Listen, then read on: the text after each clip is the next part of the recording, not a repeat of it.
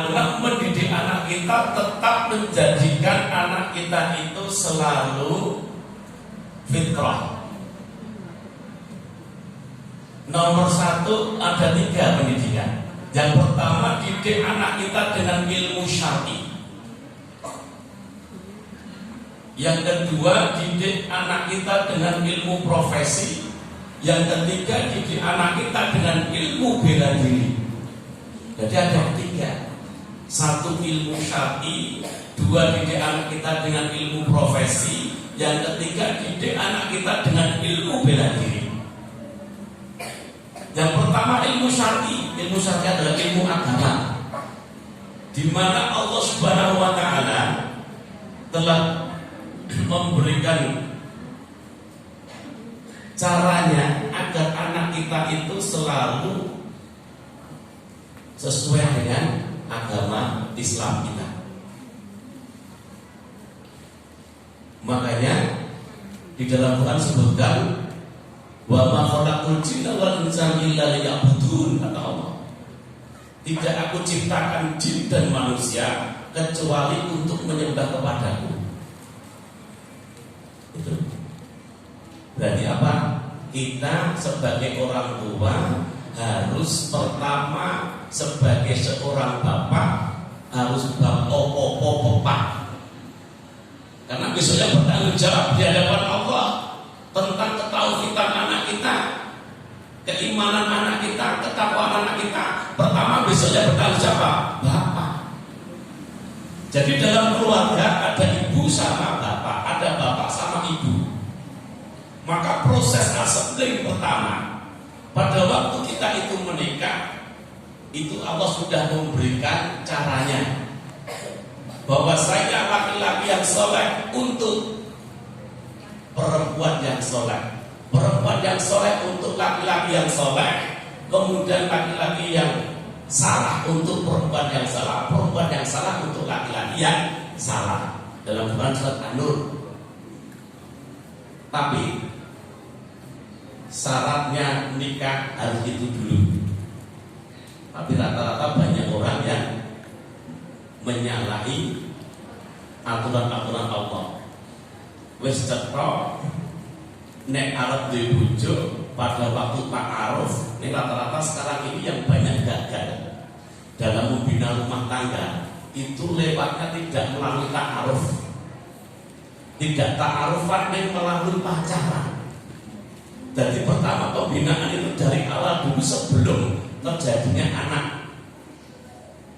Itu Quran sudah jelas tadi. Kemarin saya mendamaikan orang yang mau bercerai.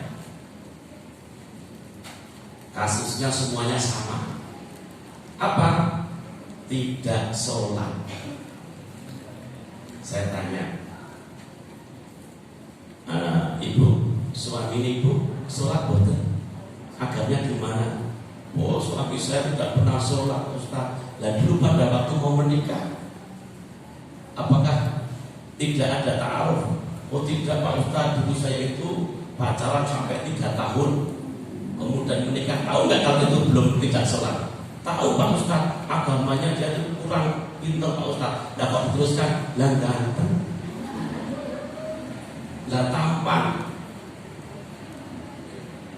Padahal yang harus kita lakukan apabila kita memilih jodoh, yang pertama adalah boleh li jamaliha.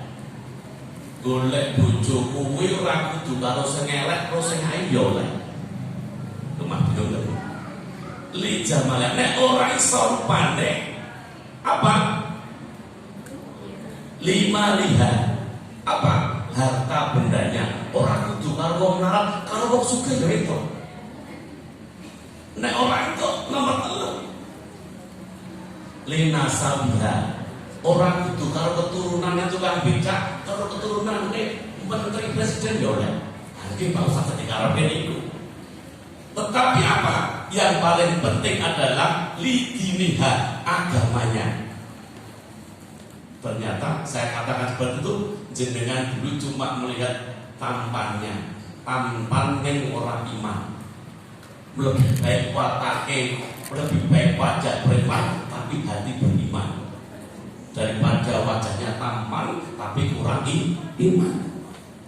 Ternyata ini Pak Ustaz, lah dulu jenengan hanya tampan dan mapan tapi tidak iman.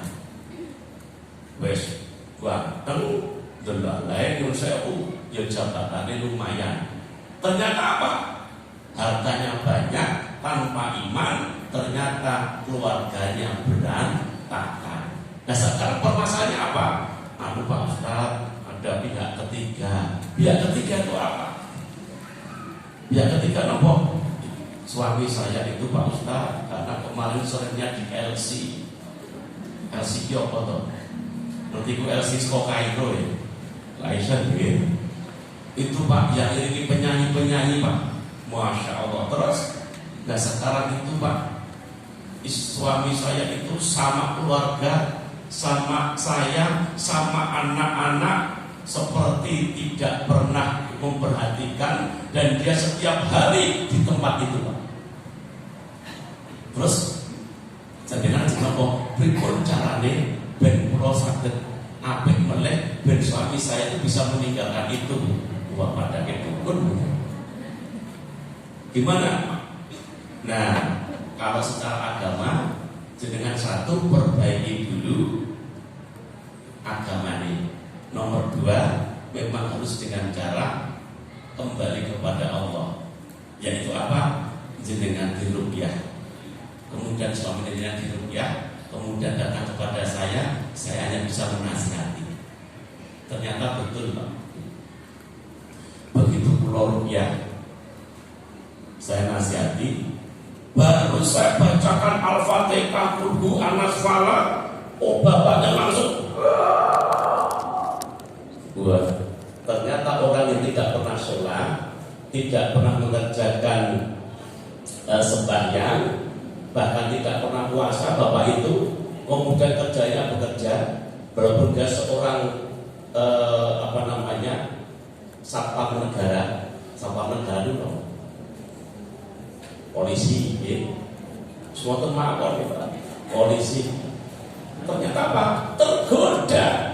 Padahal istrinya itu sudah cantik, dokter, cuma tergoda oleh pegawai kafe. Kenapa? Ya karena apa? Dia tidak punya pegangan ilmu agama, jalannya di tempat itu, maka apa?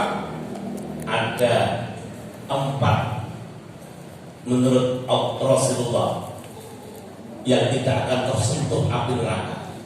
Yang pertama adalah hazim, yang kedua lazim, yang ketiga adalah khorib, yang keempat adalah sahih. Tidak saya terangkan semua. Ini tidak apa? Nomor 3, khorib, tidak pernah dia itu mempunyai teman yang bisa mengajak kebaikan. Jadi karena dia tidak pernah sholat, maka khorib itu teman akrab, teman yang bisa membuat kita masuk surga. Itu teman khorib. Kalau lazim itu orang yang lembut hati, tidak pernah menghujat. Kemudian lazim itu adalah orang yang bertutur kata dengan sopan, rendah hati. Kemudian kalau khorib, teman karib, teman yang membawa kebaikan. Kemudian kalau sahal itu orang tidak pernah memperbesar masalah kecil. Dia apa? Dulani di tempat tertentu itu. Sehingga apa? Sehingga terkenalah dia itu tergoda oleh setan sampai nyun sewu. Karena tidak pernah sholat, tidak pernah baca Al-Quran, maka apa? Bapak itu sampai hutangnya banyak, membelikan 1 rumah dan 2 mobil kepada selingkuhan itu. Ngerti buat ini? Terus kan bagaimana? Alhamdulillah begitu kita nasihati, terus sekarang sudah sadar. Padahal istrinya sudah cantik, istrinya dokter. Terus gimana Pak Ustaz? Setelah taruhnya selesai, sekarang sudah alhamdulillah mau ke masjid setiap hari masjid, karena rumahnya dekat dengan masjid. Memang perjalanan yang paling jauh, paling membosankan, paling orang tidak mampu, itu perjalanan ke masjid. Masjidnya 10 menit tidak pernah dilangkahi, tapi kalau ada acara wisata kemana-mana yang jauh dijalankan. Lah makanya dari itu pertama kali keluarga itu, mari yang pertama adalah bapak itu sebagai besok mempertanggungjawabkan di hadapan Allah. Mau ngomong Jawa ngarani bapak itu bapak pokok kudu pepak. Pertama manajemen keluarga adalah dari bapak dulu, yang bapak pepak. Nek bapak ora pepak kuwi jenenge anak. Enenge ming ana karo kepenak. Gede sithik jenenge bocah, makane kaya kebuk